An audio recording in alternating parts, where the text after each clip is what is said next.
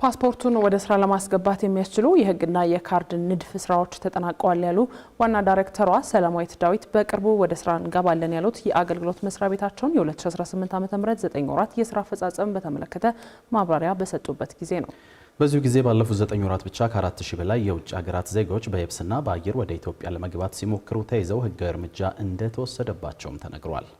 ኢትዮጵያ ባለፉት የ2018 በጀት ዓመት 9 ወራት ውስጥ ብቻ ከ5.4 ሚሊዮን በላይ የሚሆኑ ገቢና ወጪ መንገደኞችን አስተናግዳለች ያለው የኢሚግሬሽንና ዜግነት አገልግሎት በዚሁ ጊዜ ውስጥ በተቋሙ ስር የተገለገሉ የውጭ ሀገር ዜጎች ቁጥር ከ847 ሺህ በላይ መሆኑን አሳውቋል።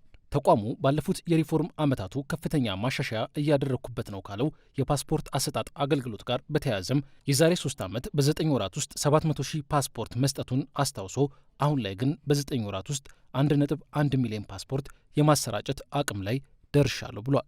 1,159,794 ፓስፖርቶችን አፕሊኬሽን ተቀብለን ፕሮሰስ አድርገን እንደዚሁ አሰራጭተናል ማለት ነው።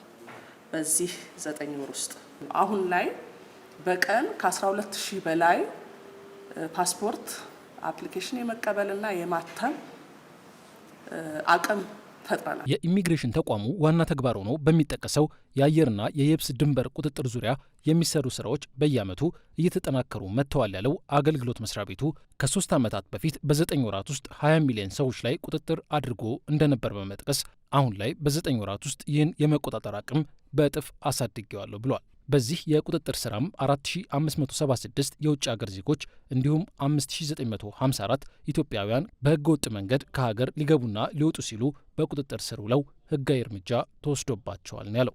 በድምሩ ወደ 10530 በህገ ወጥ መንገድ ሊወጡና ሊገቡ ሲሉ ተይዘው ህጋዊ እርምጃ እንዲወሰድ የተደረገበትን ማስታወስ እንችላለን ማለት ነው። 28 ሺህ ነው አምና በ9 ወሩ የተቆጣጠር ነው። ዘንድሮ ደግሞ 42 ሺህ። ይሄ የሚያሳየው ከሚመጣውም የሰው ቁጥር እየጨመረ ከመሄድ ጋር አብሮ የኛም አቅም እየጨመረ መሆኑን የሚያሳይ ነው። ከዚሁ ህገወጥ ተግባራትን ከመቆጣጠር ጋር በተያያዘ በህገወጥ መንገድ ፓስፖርት ለማግኘት የተጭበረበረ ሰነድ ይዘው የቀረቡ 3338 ግለሰቦች እንዲሁም ለህገወጥ ተግባራቱ ተባባሪ የሆኑ የተቋሙ ሰራተኞች በህግ ተጠያቂ እንዲሆኑ መደረጋቸው ተነግሯል።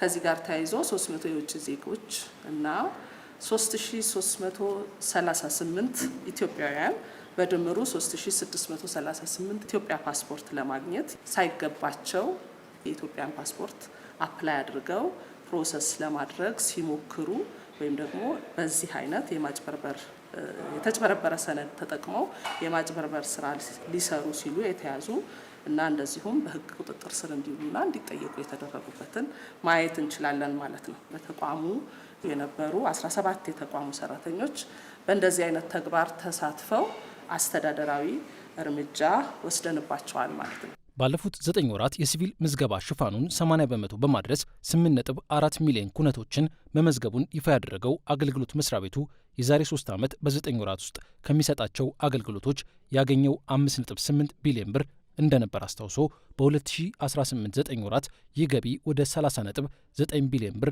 እንዲያድግ ማድረጉን አሳውቋል። በዛሬው ዕለት በተሰጠው መግለጫ ላይ ለአገልግሎት መስሪያ ቤቱ ከቀረቡ ጥያቄዎች መካከል ደግሞ በቅርቡ ይፋ የተደረገውና ለ10 ዓመት የሚቆይ ወርቃማ የኢትዮጵያ ቪዛን ለመስጠት $10,000 ክፍያ የሚጠይቀውን ደንብ የተመለከተ ነው። ጥያቄውም ደንቡ ወደ ስራ ባይገባም አገልግሎቱን ለማግኘት የሚጠየቀው $10,000 ክፍያ አልበዛም ወይ የሚል ነበር።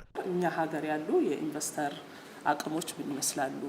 ምን ያህል አቅም አለን? ይሄን ሊጠቀም የሚችል ሰው ምን ያህል አለ? ምን ያህል መቆጣጠር እንችላለን? መቆጣጠር በምንችለው አቅም ምን ያህል ብናደርግ እንችላለን የሚለው በደንብ ተጠንቶበት የተገባ ነው።